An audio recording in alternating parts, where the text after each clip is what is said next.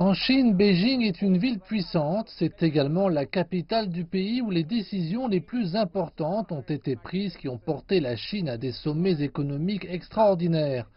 Beijing est également une ville où les dirigeants chinois et africains ont façonné une plateforme économique connue sous le nom de Forum sur la coopération sino-africaine. À ce jour, ce forum a beaucoup apporté à l'Afrique et le meilleur reste à venir. En mai 2017, c'est ici à Beijing que la Chine, par la voix de son président Xi Jinping, a lancé la nouvelle initiative Ceinture et Route.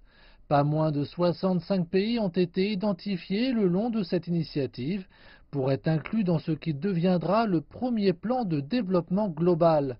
3 États africains, l'Éthiopie, le Kenya et la Tanzanie, participeront à ce plan de développement d'une valeur de plus de 150 milliards de dollars.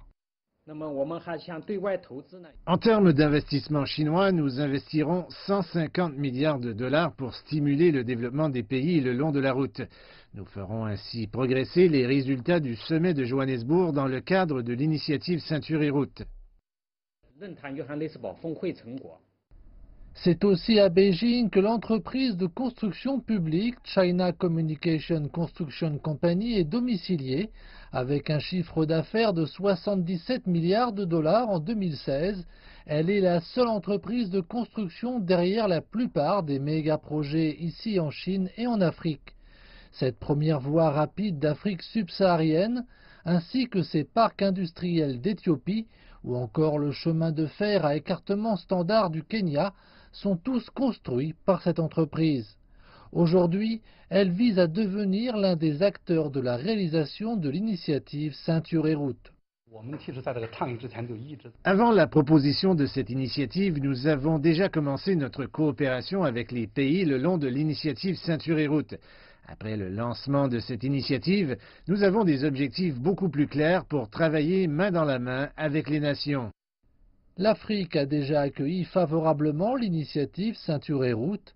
Les diplomates africains basés en Chine voient une grande opportunité à venir avec la stratégie gagnant-gagnant chinoise.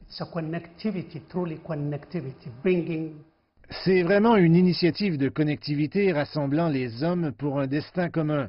Elle n'a aucun parallèle avec ce que les autres font dans les différentes capitales.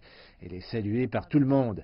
Et ce n'est pas qu'un effet d'annonce parce que la Chine a déjà investi plusieurs centaines de milliards.